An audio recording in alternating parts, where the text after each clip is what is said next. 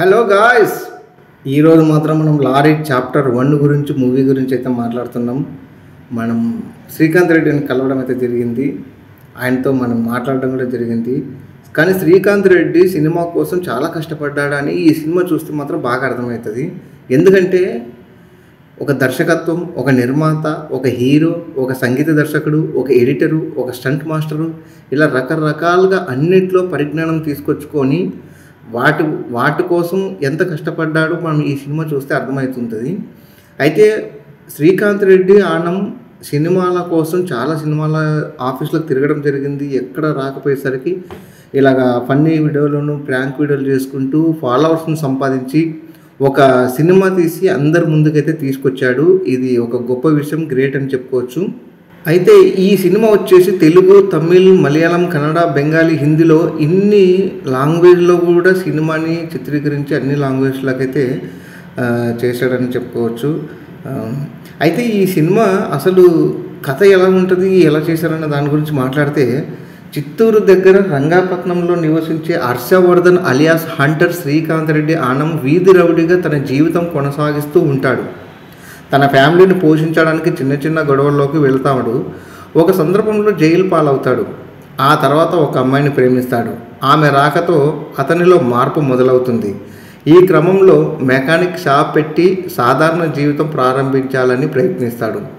ఈలోగా ప్రతాప్ అనే మైనింగ్ అధిపతి ముఖ్యమంత్రి అవ్వాలని ఇల్లీగల్ మైనింగ్ చేస్తుంటాడు. అతనికి మైనింగ్ అక్రమ రవాణా చేయడానికి హర్షవర్ధన్ కొన్ని తప్పని పరిస్థితుల్లో ఒప్పుకుంటాడు. ఈ క్రమంలో 3,000 కోట్ల సరుకు డెలివరీ చేయడానికి లారీ డ్రైవ్ చేస్తాడు. ఈ క్రమంలో అతను అడ్డుకోవడానికి వివిధ ప్రయత్నాలు జరుగుతాయి. చివరకు హీరో తను చేరాలనుకున్న గమ్యం చేరాడా లేదనేది మిగతా స్టోరీ.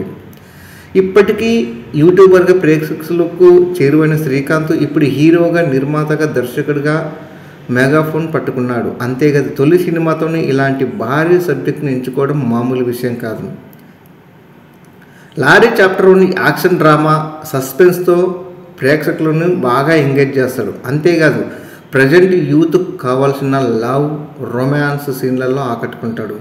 లవ్ ప్లస్ యాక్షన్తో పాటు అన్న చెల్లెళ్ళ సెంటిమెంటు, తండ్రి కొడుకుల సెంటిమెంట్ల సీన్లతో ప్రేక్షకులను మిస్మరైజ్ చేస్తాడు. మొత్తంగా ఒక యూట్యూబర్గా నుంచి వచ్చి సినిమా నిర్మించి దర్శకత్వం వహించడంతో పాటు హీరోగా చేసి మెప్పించడం అనేది ఇది ఇంక పెద్ద టాస్క్ అని చెప్పాలా. అక్కడక్కడ కొన్ని లోపాలున్న ఓవరాల్గా ఒక వర్గం ప్రేక్షకులకి ఈ సినిమా ఆకట్టుకుంటుంది. ఒక రకంగా ఏంటంటే సినిమా కంప్లీట్గా మాస్, ఆ ఫైట్ సీన్స్, ఆ తర్వాత సినిమా లారీ ఎక్కించి పాడుతొగ్గడమే తాట తీస్తా గుద్దా మొత్తం ర్యాంప్డ్ చేసాడు. ఈ సినిమాకు తాడిపత్రి నాగార్జున అందించిన విజువల్ సినిమాకు స్పెషల్ అట్రాక్షన్గా నిలిచాయి. మ్యూజిక్, ట్రాక్ పర్వాలేదు. ఎడిటింగ్ తన కత్తరకు కాస్త పదును పెట్టింటే ఇంకా బాగుండేది. అక్కడక్కడ కొన్ని సీన్స్ ల్యాగ్ అనిపిస్తాయి. కథలో ఫ్రెష్నెస్ ఉంది. స్క్రీన్ ప్లే కూడా ఆకట్టుకున్న విధంగానే ఉంది.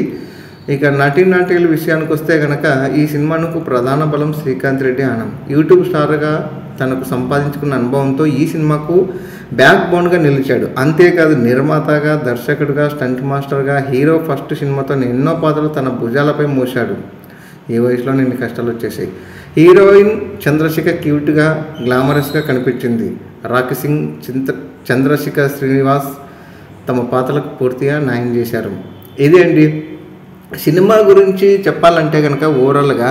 అంటే మనకు ఒక ఇన్ని బాధ్యతలు తీసుకొని ఒక సినిమాని భుజాన్ని వేసుకొని ఇంతవరకు తీసుకొచ్చాడు అనేది ఒక గ్రేట్ విషయము. సినిమాల కథ కొంచెం అక్కడక్కడ రొటీన్ అనిపించినా, కొంచెం లాగ్ అనిపించినా, ఓవరాల్గా మాత్రం సినిమా చూడవచ్చు భయ్య, యావరేజ్గానే ఉంది. బట్ మనం ఇచ్చే 5 ఉల్లిగడ్డలకి ఒక 2.5 ఉల్లిగడ్డలు అయితే ఇవ్వచ్చు, పర్వాలేదు, సినిమా చూడవచ్చు, బాగానే ఉంది. మీకు కూడా సినిమా చూసింటే కనుక కింద కామెంట్ చేయండి. సినిమా కథ మీకు అనిపిస్తే కూడా కింద కామెంట్ చేయండి. అలాగే మన ఛానల్ని కొత్తగా చూస్తున్న వాళ్ళైతే లైక్ చేయండి, షేర్ చేయండి, సబ్స్క్రైబ్ చేయండి. Thank you friends.